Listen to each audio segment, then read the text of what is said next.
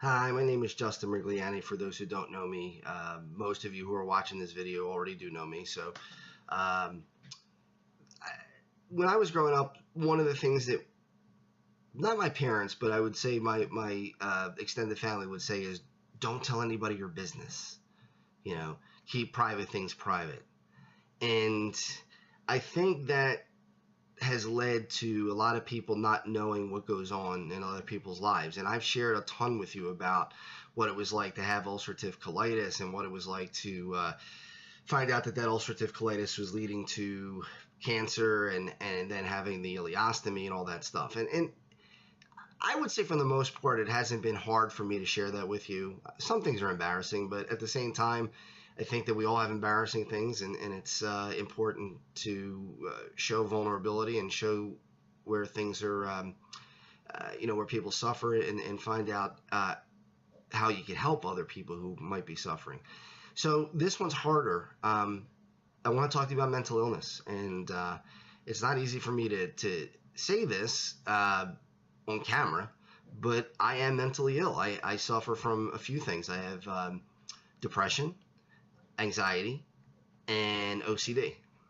And over the years, there's ebbs and flows. Sometimes you're doing really well and it's not a problem at all. And then other times you are not doing as well and you're struggling. And recently I've been doing pretty well. I haven't had a whole lot of problems, but I take a lot of medications. I take Seroquel, I take Klonopin, I take Ritalin, trying to think if there's anything. Yeah, Buspar and 2 different Wellbutrins. That's a lot. I mean, that's a lot of stuff. And I do go to psychotherapy as much as I can. It's harder now that I have a family and different things for work and other ventures. So it makes it difficult, but I try to get there as much as I can. And so what I want to do is take you into what it looks like and what it feels like to have drug withdrawal. I and my doctor have both decided that the Luvox, we should try to get off of it. I've been on it for 2 years, and she's not sure how much it's really helping, so she said, why don't we just try to wean off? So I started, I don't know the mgs, but I was taking 3 of them a day. We cut it back to 2, then down to 1, and then we took it away. And I was feeling okay when we took away the last one. I for the first 2 or 3 days, I thought, wow, I'm going to get away with not having any withdrawal. I've had horrific withdrawal from other medications to the point where I was just out of it. It was terrible. But in the last 3 days, unfortunately, I'm not going to bypass the withdrawal. And I just want you to understand what it is. I think most people don't. A few things. First of all, the anxiety that I'm feeling right now is off the charts. I have a horrible feeling of, I don't want to say terror, but certainly fear. And half the time I can't even pinpoint what the fear is about. Most of the time it's about health. I've had enough health issues to be concerned about other health issues. So that's one of them, and it's constantly on my mind right now. I can't stop the anxiety. And like I said, even when I can't pinpoint what it is, I still feel the anxiety. And it's a burning feeling. It's amazing. It starts out sometimes in your legs and travels right up through your whole body, a burning from the inside out. Sadly, I've experienced that back. I can remember one of the first ones when I was 6 or 7 years old. I mean, I hate to think of that for a kid, but it is what it is. I was just born that way. A couple other things. There's a feeling of an out-of-body experience that I can't process what's going on around me. It feels like you're losing your mind, even though you're not.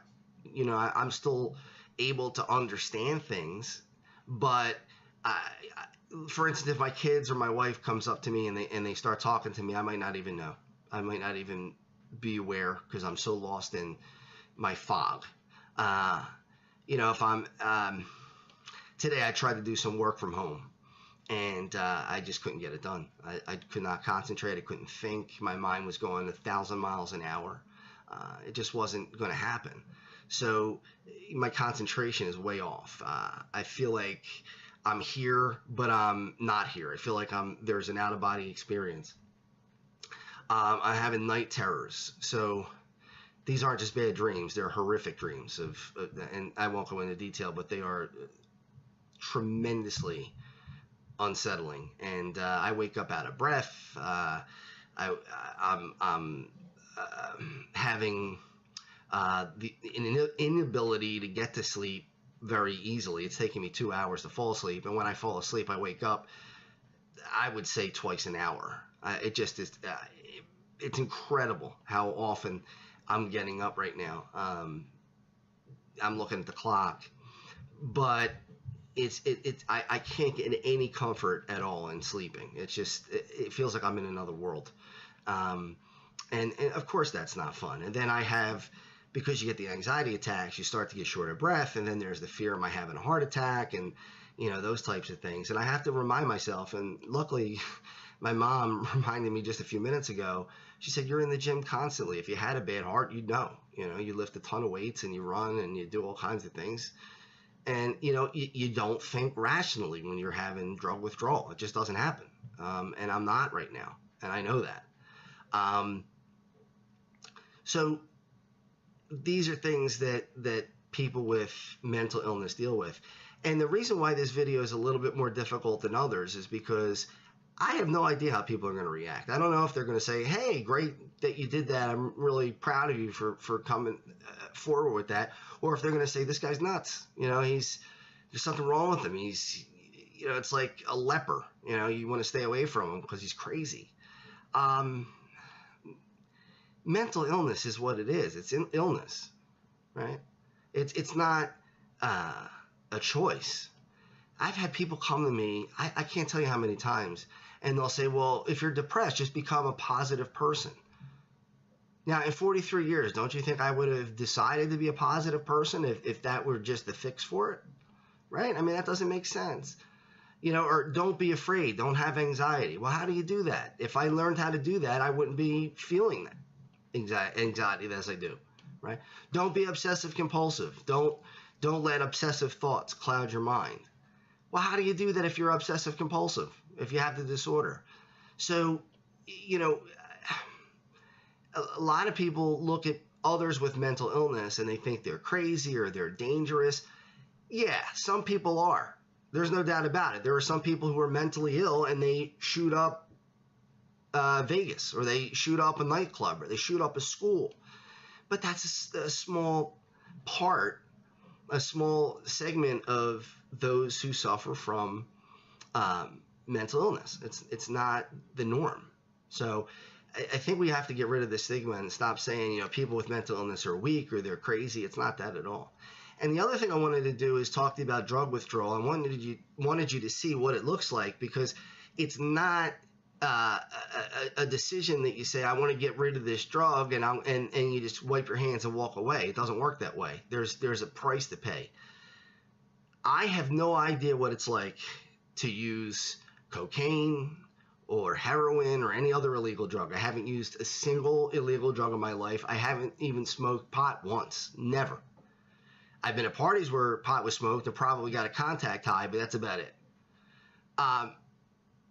So I think we have to be a little bit more compassionate with people who are struggling with those problems, because if this is this bad for me trying to get off of Luvox, could you imagine how difficult it is for somebody to try to get off of cocaine or try to get off of heroin? It's got to be brutal. And it's not, as I said before, it's not just a mental thing. There's physical pain. The brain zaps, where you can't focus. Your eyes get out of focus because there's an electrical impulse in your brain. That happens to me a lot right now. It's going to go away. I've had it before with other drugs. But, there's physical pain that comes with this. And it's not just a decision. The other thing I wanted to say, too, is that these drugs get a bad rap. A lot of people say, well, we got to look into the drugs, the Zolofts, the Luvoxes, the Wellbutrins, Lexapro, all those different drugs.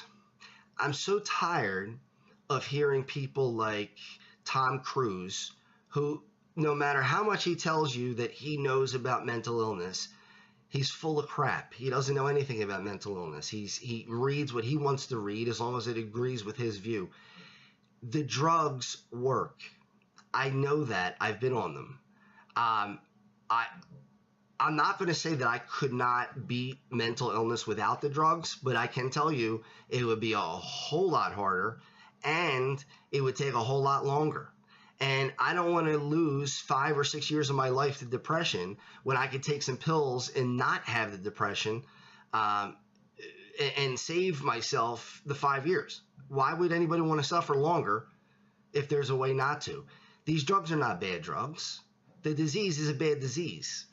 And all of them, depression, anxiety, OCD, ADHD, you name it. It's not the drug's fault. It's the disease is the problem. So, this idea that anybody who takes antidepressants or anybody who takes drugs for mental illness, they're crazy or they could go off at any minute. That's not true. That's not true at all. And I think we have to look at that. I think we have to, we talk about these school shootings all the time, and there is a component of mental illness in that. There's no doubt about it.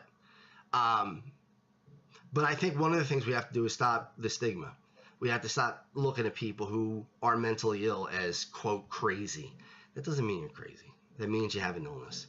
And if we're more compassionate about that, maybe we could find a way to help the people who do have a tendency to do things that are violent or dangerous. And, one other thing that I think about, right now I can honestly say I'm in no position that I would even consider taking my own life. I'm not suicidal. When people talk about suicide and they say, well, that's the easy way out, or somebody's a coward and that they made that decision. In my mind, if you can get to the point where you could override the will to live. Think about it. If somebody held your head underwater, you would fight like crazy to get up. Your will, and it wouldn't even be a conscious thought. You just do it. That's your will to live. Your will to live is what gets you out of a burning building. Okay? And that's so strong, it's innate. It's not something you have to think about. No one taught you that.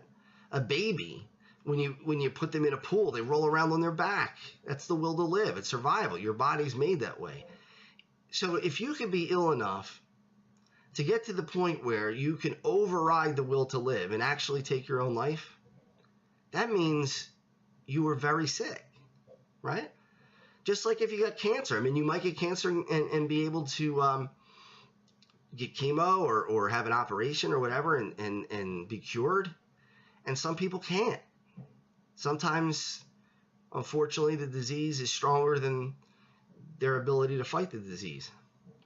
So I'm sharing this because I thought, while I'm in the middle of this withdrawal, to give you an idea of what it's like. And I know I'm smiling and I seem very coherent here, but I can tell you that it's not always that way. In a few minutes, I'm sure I'll be upstairs and I'll be dragging and my eyes will be closing and I'll feel the burning anxiety and I'll be struggling. I'll have the brain zaps and all the terrible things. And I'm in for this for probably another 5 days. But if you're going through this, or if you know somebody who's going through this, you're not alone. We're all in the same boat in some way, shape, or form, right? So I want to thank you for listening, and I hope that this gives you a little idea of what it's like to be on this side.